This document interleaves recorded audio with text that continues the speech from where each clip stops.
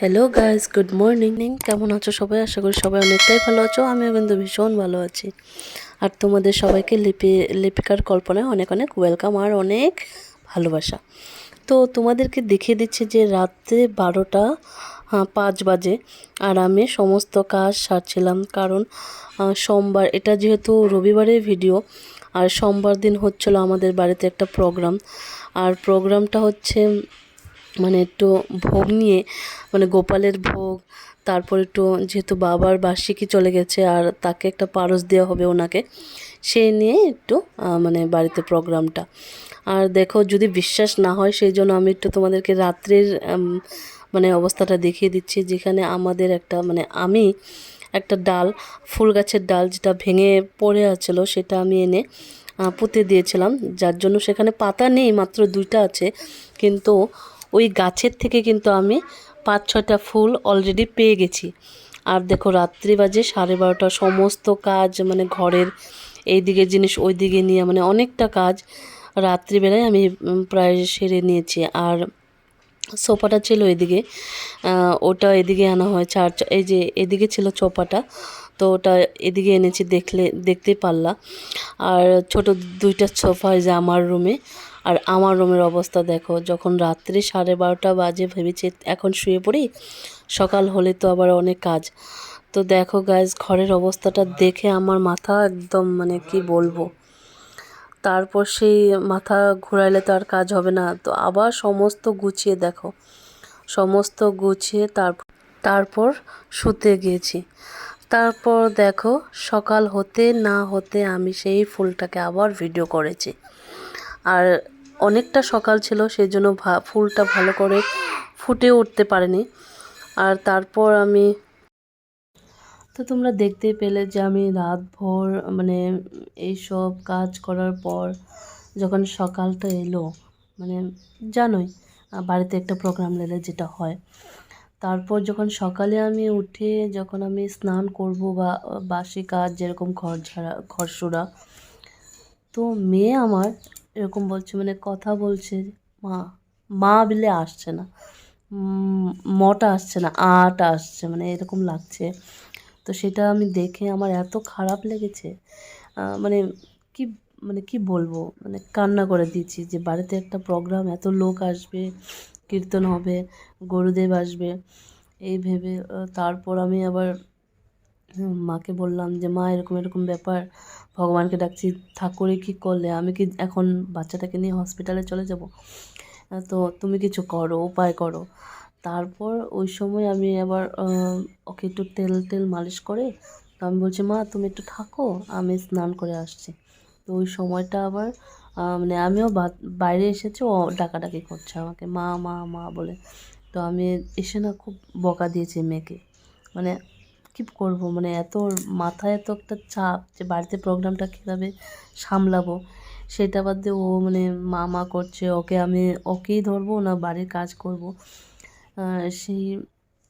তারপরে এসে একটু মেয়েকে বকার পর না, ও কান্না করতে করতে না মানে অসহ্য বমি করে দিল। মানে বমি তো নেই, সেখানে কাশ মানে বের হইলো আর কি।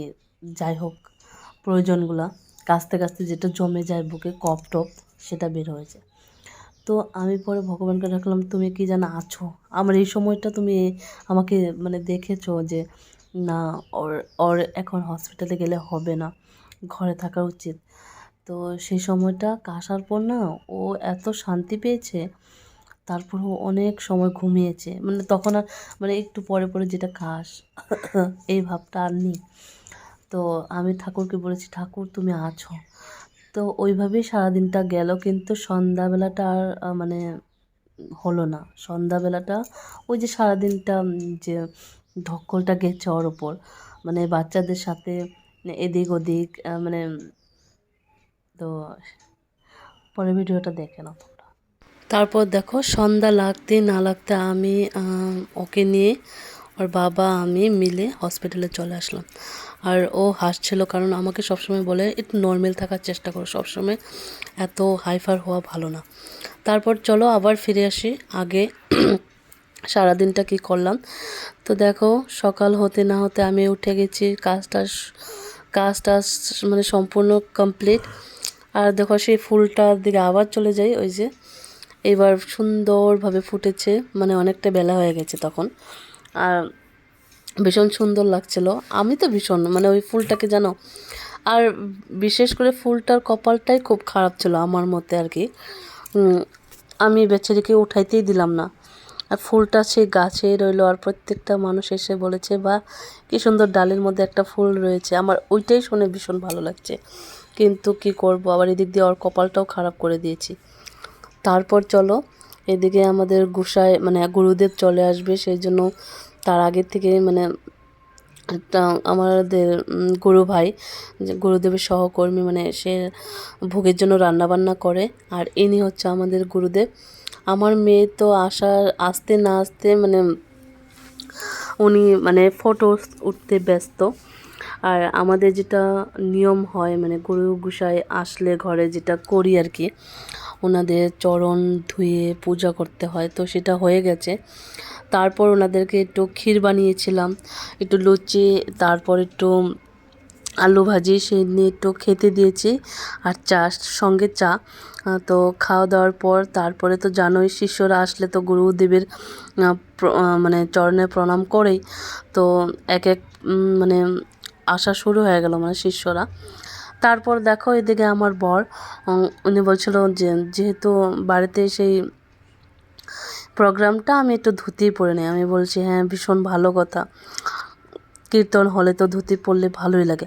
তো এদিকে আবার ননদও দেখো, সেও সোমবারেই চলে এসেছে, আগের দিন আসেনি। বাচ্চারা অসুবিধা মানে বাড়িরও তার একটা অসুবিধা, সেই জন্য আসতে পারেনি, তো সোমবারে চলে এসেছে।